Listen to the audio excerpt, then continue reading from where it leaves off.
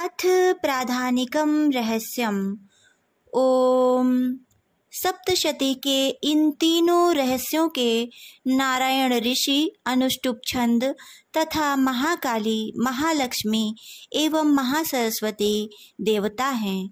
शास्त्रोक्त फल की प्राप्ति के लिए जप में इनका विनियोग होता है।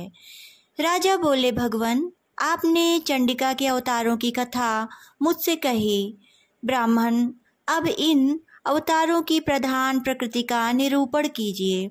द्विजश्रेष्ठ, मैं आपके चरणों में पड़ा हूँ। मुझे देवी के जिस स्वरूप की और जिस विधि से आराधना करनी है वह सब यथार्थ रूप से बतलाइए।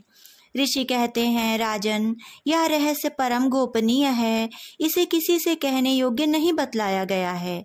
किंतु तुम मेरे भक्त हो, इसलिए तुमसे न कहने योग्य मेरे पास कुछ भी नहीं है। त्रिगुणमयी परमेश्वरी महालक्ष्मी ही सबका आदि कारण हैं। वे ही दृश्य और अदृश्य रूप से संपूर्ण विश्व को व्याप्त करके स्थित हैं। राजन, वे अपनी 4 भुजाओं में मातुलुंग, बिजौरे का फल, गदा, खेट, ढाल एवं पानपात्र और मस्तक पर नाग, लिंग तथा योनि इन वस्तुओं को धारण करती हैं। तपाए हुए सुवर्ण के समान उनकी कांति है। तपाए हुए सुवर्ण के ही उनके भूषण हैं। उन्होंने अपने तेज से इस शून्य जगत को परिपूर्ण किया है। परमेश्वरी महालक्ष्मी ने इस संपूर्ण जगत को शून्य देखकर केवल तमोगुण रूप उपाधि के द्वारा एक अन्य उत्कृष्ट रूप धारण किया। वह रूप एक नारी के रूप में प्रकट हुआ, जिसके शरीर की कांति निखरे हुए काजल की भांति काले रंग की थी। उसका श्रेष्ठ मुख दाढ़ों से सुशोभित था। नेत्र बड़े बड़े और कमर पतली थी। उसकी 4 भुजाएं ढाल, तलवार, प्याले और कटे हुए मस्तक से सुशोभित थी। वह वक्ष स्थल पर कबंध, धड़ की तथा मस्तक पर मुंडों की माला धारण किए हुए थी। इस प्रकार प्रकट हुई स्त्रियों में श्रेष्ठ तामसी देवी ने महालक्ष्मी से कहा, माता जी, आपको नमस्कार है। मुझे मेरा नाम और कर्म बतलाइए। तब महालक्ष्मी ने स्त्रियों में श्रेष्ठ उस तामसी देवी से कहा, मैं तुम्हें नाम प्रदान करती हूँ और तुम्हारे जो जो कर्म हैं उनको भी बतलाती हूँ। महामाया, महाकाली, महामारी, क्षुधा, तृषा, निद्रा, तृष्णा, एक वीरा, काल रात्रि तथा दुरत्यया, ये तुम्हारे नाम हैं जो कर्मों के द्वारा लोक में चरित्रार्थ होंगे। इन नामों के द्वारा तुम्हारे कर्मों को जानकर जो उनका पाठ करता है वह सुख भोगता है। राजन, महाकाली से यूँ कहकर महालक्ष्मी ने अत्यंत शुद्ध सत्वगुण के द्वारा दूसरा रूप धारण किया, जो चंद्रमा के समान गौरवर्ण था। वह श्रेष्ठ नारी अपने हाथों में अक्षमाला, अंकुश, वीणा तथा पुस्तक धारण किए हुए थी। महालक्ष्मी ने उसे भी नाम प्रदान किया। महाविद्या, महावाणी, भारती, वाक, सरस्वती, आर्या, ब्राह्मी, कामधेनु, वेदगर्भा और धीश्वरी, बुद्धि की स्वामिनी, ये तुम्हारे नाम होंगे।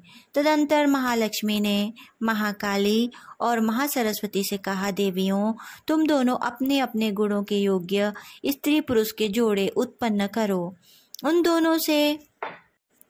दोनों से यूँ कहकर महालक्ष्मी ने पहले स्वयं ही स्त्री पुरुष का एक जोड़ा उत्पन्न किया।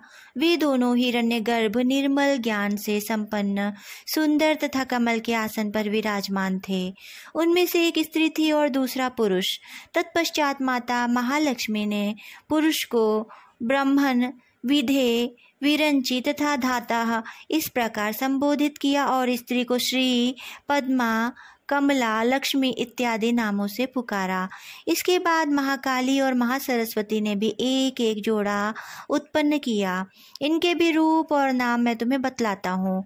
महाकाली ने कंठ में नील चिन्ह से युक्त लाल भुजा, श्वेत शरीर और मस्तक पर चंद्रमा का मुकुट धारण करने वाले पुरुष को तथा गोरे रंग की स्त्री को जन्म दिया। वह पुरुष रुद्र, शंकर, स्थाणु, कपर्दी और त्रिलोचन के नाम से प्रसिद्ध हुआ तथा स्त्री के त्रयी, विद्या, कामधेनु, भाषा, अक्षरा और स्वरा ये नाम हुए।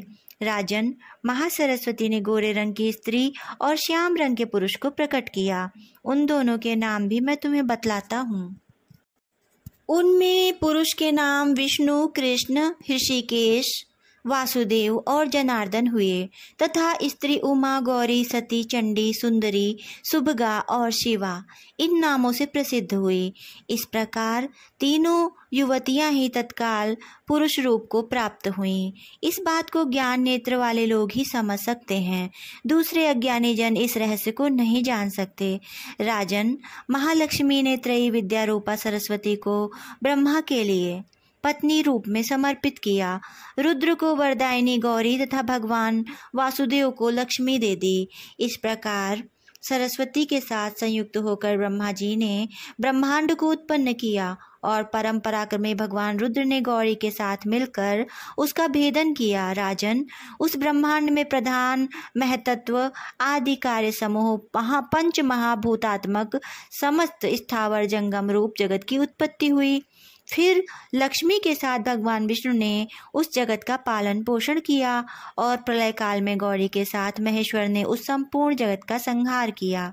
महाराज, महालक्ष्मी ही सर्वसत्वमयी तथा सब तत्वों की अधीश्वरी हैं। वे ही निराकार और साकार रूप में रहकर नाना प्रकार के नाम धारण करती हैं।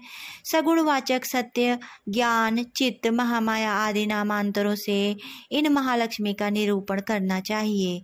केवल एक नाम महालक्ष्मी मात्र से अथवा अन्य प्रत्यक्ष आदि प्रमाण से उनका वर्णन नहीं हो सकता।